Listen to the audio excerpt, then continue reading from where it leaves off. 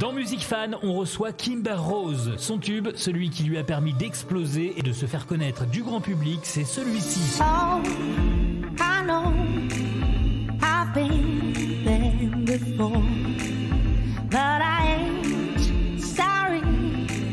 Alors bonjour Kimber Rose. Bonjour. Alors au départ, tu devais pas du tout être chanteuse, tu devais être profileuse. On dit ça, profileuse? On dit comme ça. Mon premier rêve, ça a toujours été la musique. Ouais. Et c'est après, en fait, c'est plus tard que c'est venu cette idée. Elle devient profileuse, mais ça m'a vite passé. Donc au départ, Kimber Rose, c'était un groupe, Kimber, ton prénom, et puis Ose comme osons, allons-y. Et du coup, là maintenant, t'es partie en solo. Je crois que ça faisait partie de mon chemin, de mon destin. Et puis j'avais à un moment peut-être envie de m'exprimer davantage, de prendre davantage de place, de tenir les rênes. Et d'assumer ce projet à bout de bras 100%. Comment est né Back on My Feet? C'est optimiste, alors c'est une chanson optimiste, mais dedans il y a quand même des peurs. Tu vas nous expliquer en fait ce mélange d'optimisme et de crainte. Alors dans Back on My Feet, c'est plus un regard sur justement ces moments dans la vie où on a la sensation de glisser et où on se relève plus fort.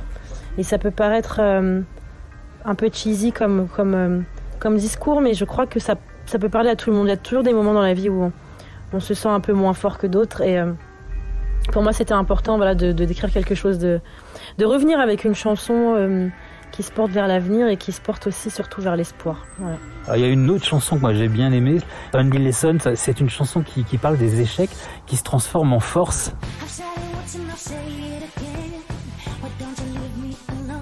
C'est ça? Only Lessons, c'est...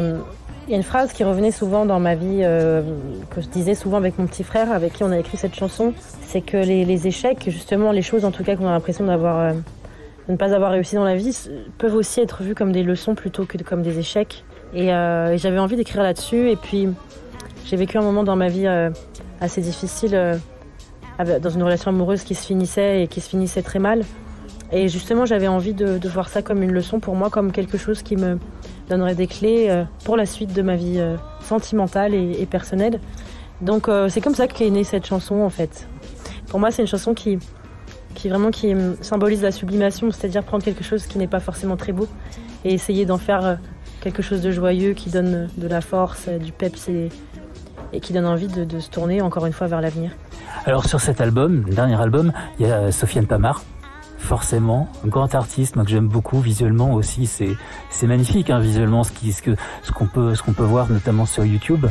Comment ça s'est passé cette rencontre avec lui? Ça s'est passé de manière très simple. On s'est rencontrés à la base grâce à notre éditeur en commun et puis on s'est dit qu'on allait faire une session de studio et puis on l'a fait et ça a été une effervescence artistique extrêmement puissante puisqu'on a écrit, je crois, ce jour-là une 15aine de chansons. Ça ne s'arrêtait pas et puis Sofiane, voilà, avant tout, avant d'être un bel artiste qu'il est incontestablement, c'est une belle personne et voilà, c'est toujours inspirant pour moi. Sofiane m'a beaucoup inspiré et je sais que c'est quelqu'un que je vais recroiser encore et encore. Il y aura peut-être des choses à refaire, à faire avec lui. En tout cas, cette inspiration sur l'album, sur ces deux titres, ça se ressent hein. Merci beaucoup. Bon, tu sais que chez nous, dans la Loire, à Saint-Étienne, on a un groupe que tu aimes beaucoup. Ah bon? Un groupe de musique? Ouais. Je sais pas.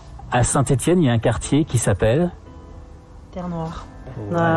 Ouais, je les adore. Jusqu'à mon dernier souffle, je voudrais faire le bien. Magnifique. Pour moi, c'est un des groupes français les plus excitants de la période actuelle. Ouais. Je les aime beaucoup. Alors, je les ai découverts grâce à YouTube et travailler avec eux, bien sûr, avec grand plaisir. Ce sont des personnes très inspirantes, des artistes inspirants, donc ouais, moi je suis ouverte à toutes les personnes qui m'inspirent. Forcément, je ne pourrais jamais refuser aucune collaboration avec eux. Quand tu étais petite, tu chantais quoi sous la douche et dans la chambre? Je chantais plein de choses. Je chantais Destiny's Child, je chantais Lauryn Hill, je chantais... qu'est-ce que je chantais? Les chansons de Disney, apparemment. Les chansons de Disney aussi, beaucoup. Dessins animés, ouais. J'aimais beaucoup les chansons de dessins animés, c'est vrai. Ton premier concert, c'était Danny Briand. Ouais, c'est drôle, ouais. Mais carrément, c'était mon premier concert, ouais.